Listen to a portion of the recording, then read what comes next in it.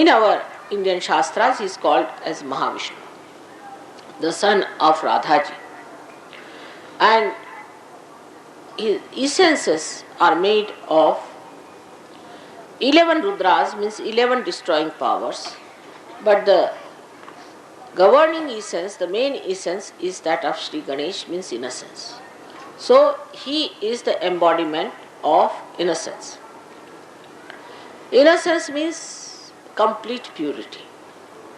And his body was not made out of Mother Earth, in the sense that he never had a body that was perishable.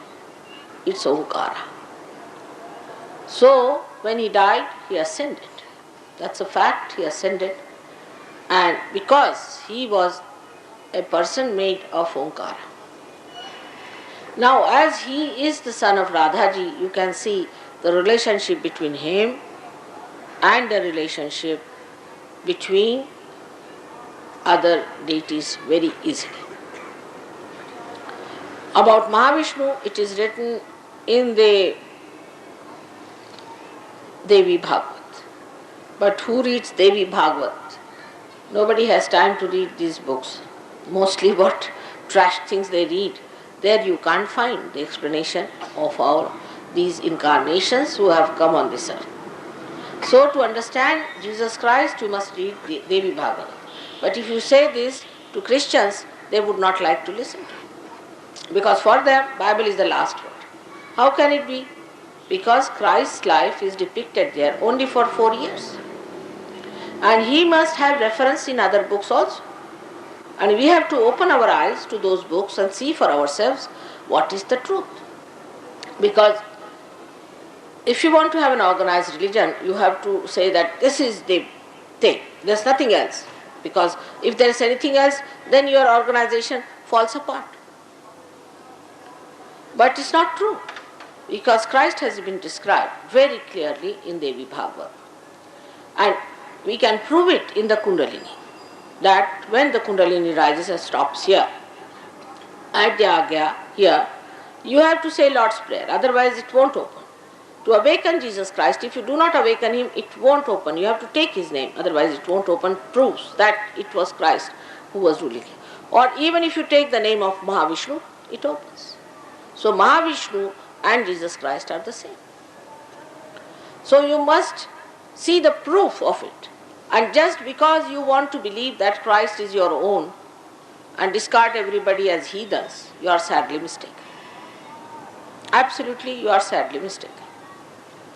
In every scripture, people have entered from the back door. Every scripture.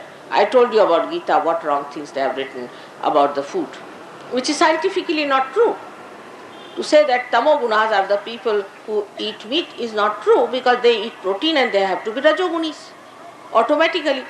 So how they have tried to change it just to suit their thing at that part. But in the beginning they could not, because they said, Krishna said that you kill these people. I have already killed them. Whom are you killing?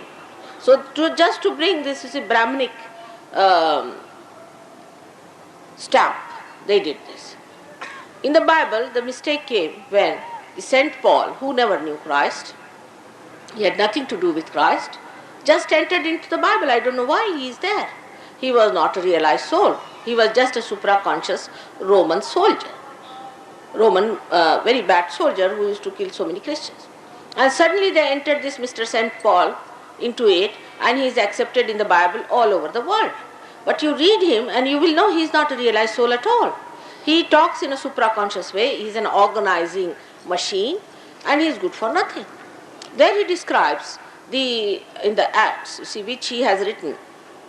Many people may not be knowing that Acts has been written by Mr. Paul himself.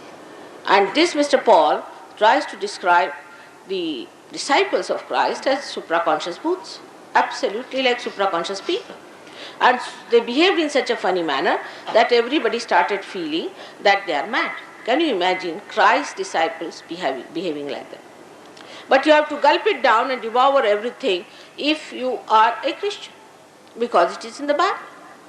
And you start questioning, if you are a born realized person, what is this nonsense? Who is this Mr. Paul? From where does he come in? Because he doesn't talk like Christ. So the time has come for all of us to understand that all religions are one. They are part and parcel of one life's tree, and that all incarnations are supporting each other, nourishing each other, and caring for each other. There's complete concord between them. There's no way you will see they will oppose each other. Never. So this point is to be proved also, and that can be only proved if you know how to raise the Kundalini.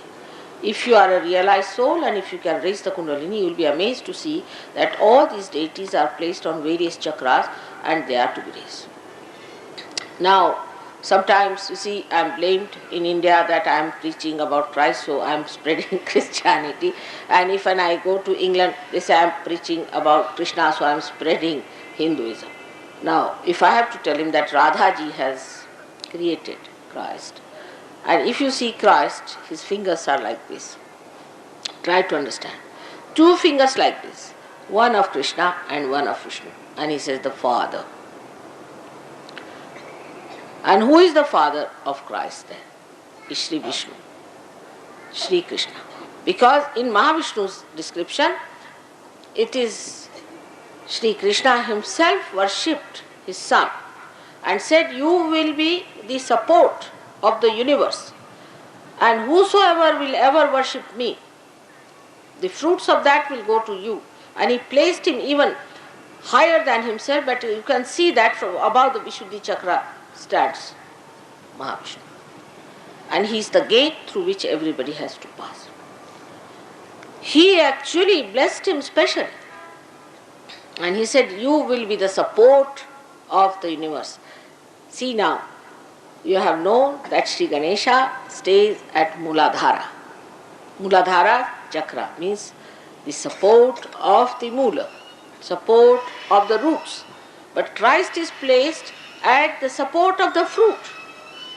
So the same thing evolves at that point, that you become aware of Christ only when your Agya Chakra opens.